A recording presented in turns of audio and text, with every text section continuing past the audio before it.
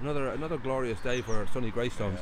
Now, I'm so glad you could come out and talk, Dermot. You've had quite a bit of experience in with youth kind of. Exactly, what is your kind of background? Is quite Yeah, I wear many hats. But I guess if anyone asked me who am I and what do I do, I would say I'm a youth worker. I've worked across the county for the last 20 plus years. I've experience working with, I would say, all types of young people, because there are many types. And I suppose at the moment, two big pieces of work that I'm involved in is the Youth Council for County Wicklow, THURS10AUG, and I'm involved in Be Well as well, which is a youth mental health organisation, youth-led. So I get to spend time with young people, and that's a privilege. Well, it's a fascinating. We spoke just before the cameras rolled. That every kind of action usually has layers of meaning to it and layers of reasoning why this happened, and certainly in the case of young people, since the kids from Cave 9 didn't like the kids from Cave 11. There's been fights and animosity and all that. But it seems right now there's a state of for a lot of people, I wouldn't say shock, but certainly close to it, when a young kid of 17 is apparently in a random act of violence is attacked and knocked unconscious. That sends shockwaves, because as much as kids will fight each other, the idea that it might be random. To you, is it something new, or do you feel, well, this is just unfortunately part of how we live, that there's always going to be these parts of the community that we have to address and have to try and tackle? I think it's a good question, and I think what's important is that we ask ourselves that question and scrutinise maybe it's the easiest thing to say is it's always been there and it'll always be there, but then that what does that say to us about our responsibility as members of a community? For me, it doesn't matter if it happened before, it doesn't matter if it's been happening all along. If it matters to us that it's happened now, then I think we need to pause and scrutinise that and think about what does it mean to our community if someone is attacked randomly, and to the extent that they are, and what do we do as a community about that? Beyond maybe, the emotive reaction is huge, and that's very real, and that reminds us that we're human.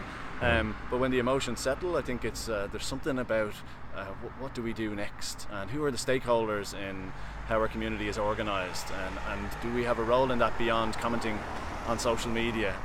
And I think there's something about the channels for that. I think the people who have shared their stories, both Greystones and Bray recently, in terms of youth violence, are incredibly brave, and I think they're, in one sense, they're challenging us to have those conversations, and I think that's really important.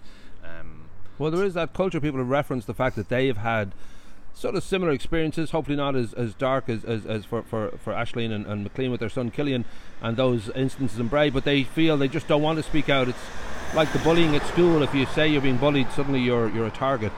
Do you feel there are things that within the community that can be, I don't know if there's things that can be done, because I guess it is really down to working with the Gardaí and various other authorities, local politicians. But in your experience, are there certain obvious things people can do to try and combat any rise in violence? Yeah, I think that, again, when we take a moment to think about it and we gather, if there are spaces where we can gather or open up conversations, perhaps in the online space, there is. For me, I would say, THURS10AUG did a big piece of work on cyberbullying in the last couple of years, and there's something about. Everyone can have a conversation with their child about being on the sidelines or being a bystander, and that's something about what do we find acceptable if we're arriving at an arranged fight for the entertainment. As a young person, what does that mean? How do we process that, and what messages are we getting from adults and from the community about what's okay and not okay in that regard? I know that the media and TV and the online spaces are pumping violence into our living rooms every day. Well, they look for the exclamation marks and everything. And there's no doubt about that. And I think, and yet, there's a movement in Bray at the moment that was kind of kicked off by the Twizzlers, the sweet shop, about safe space. If a young person is vulnerable or is in trouble in the town, where can they go? Are they welcome to go into a shop? And that was a brilliant idea by one individual shop, and then they kind of got us involved with the Youth Council and Be Well, and then we were able to enhance that into maybe there's an initiative there where a shop can sign up and say, and have a sticker in the window that says, if you're in trouble, if there's something going on, you're welcome to come in here. Right. And then on our end, we're supporting the idea of here's the 4-step process for that, because we have expertise in working with young people and how to support vulnerable. And it's just about, what do you need, what can we do, and here's the plan. Are you okay with that? Beyond that, I think there's it's important to have the conversations with the stakeholders, and that there's a dialogue which says, we understand what your responsibility is as the Gardaí, what's your plan, and where do we fit within that as community members. Likewise with politicians, they're accountable to us, they are part of how we organise our communities. If we don't have an open channel of dialogue with them, then we can't, again, scrutinise what they propose and whether they follow through on that, or where they invite us as members of community to engage in the change making, I suppose, that needs to happen. I suppose one thing that comes up again and again in any scenario where there is abuse or bullying or anything like that is the importance of not hiding it away, like not to let it grow or fester and become supposedly normal. There is that sort of need to take it out there to other people and to have it out in the open so it can be dealt with. I think that's hugely important.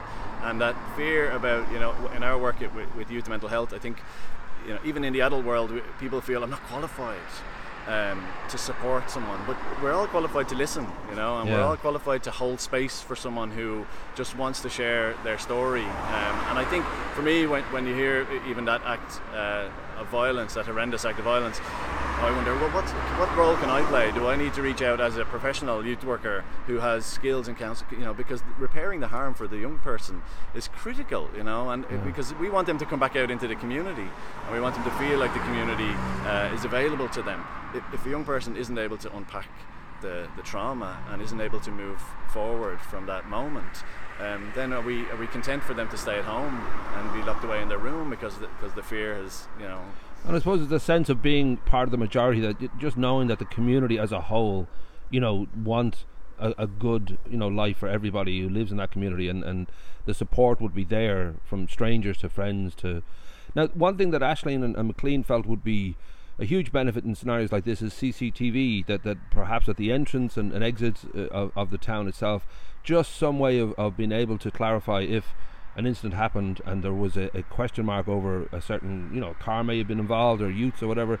I don't know how you kind of square with that, if you think it is part of the new world that we should really engage in that area, or? Yeah, I think it's a very important conversation, and I think the community needs to be, and young people need to be part of that conversation. And there's a logic to it that says if harm is caused and we need to find the perpetrator, then that is one potential solution.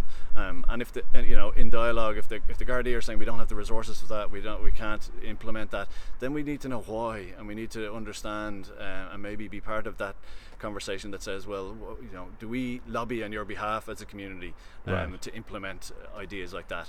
And I think the more we have conversations, and the more we can understand the why of things and be part of the solutions that are required.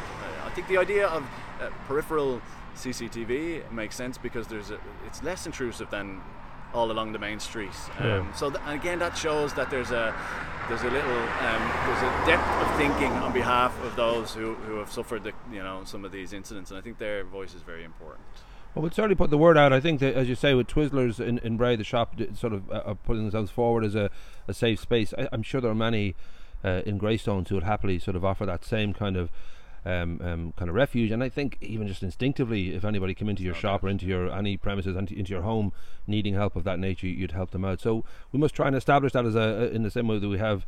You've got like what do they call it for the defibrillators? We'll have a kind of an idea that that you've got safe places to go, and so we'll put that out there. Now I will also I'll check with you and put any kind of links for further information, or any kind of I'm sure there's support lines as well for those who feel that they are dealing with a case of bullying, or a case of and you can get this within a home. It doesn't have to even be out in the street. It can be very unhealthy. But we should say that overall, I mean, we live in a wonderful community, and generally people are safe, and we shouldn't try to imply that we're living in a time where violence is everywhere. These are isolated incidents. There are a small number of people who will engage in this kind of behaviour. So in many ways you know, as much as we should and will, I'm sure, come together as a community to figure out ways to deal with it, we should state, of course, that this is we are very, very, very safe generally in this world. Yeah, I think that's an important point, and I think and we can always build on that, and that's about our positive contribution to our community. We can, the fear can kick in really, really easily in some sense when you see 197 comments on a Facebook page and you're scrolling down and it's anything from I'm terrified to send them out now, or and then or here's what we need to do. But I think when we contribute positively to the vibe within a community, that's power that we do have. To be welcoming, to implement initiatives that say we're making it safer here. I think that is within our power. I think we should just take a moment to consider the how of that. Great. Okay. Well, as I said, we'll include any links and any kind of relevant information, and we'll keep updating and let people sort of get involved. Hopefully, if they feel that there is as you say, maybe a gathering just to get together and talk about, what is the best way forward and what should we be doing, and again, talking to the Gardaí about the possibility of CCTV, and if there is a budget problem, or because I know the local politicians would feel just as much as anybody would in the community a need for people to feel safe, and so thanks a million, and we'll keep updating and we'll come back to you again when we've hopefully got a little bit more progress on this. Cool.